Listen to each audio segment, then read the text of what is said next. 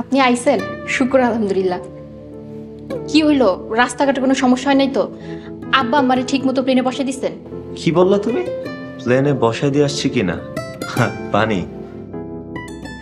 জি, কিছু ভুল কইলাম? না না না, তুমি ভুল কিছু বলতে পারো না। তোমার জন্য ব্যাপারটা এরকমই আসলে।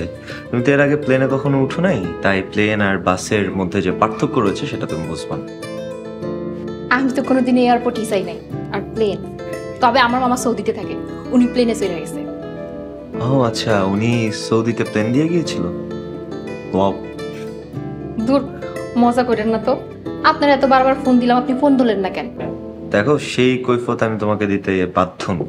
আমার ইচ্ছা তাই আমি ধরি। আপনি আমার লগে এমনি কথা কইতেছেন কেন? কি হয়েছে আপনার? আমার ইচ্ছা তাই। আইসা যান, হাত মুখ ধুই আসেন, আমরা দুজন একসাথে খাবো। না, আমি বাইরে থেকে খেয়ে আসছি, আমি ডিনার করবো না।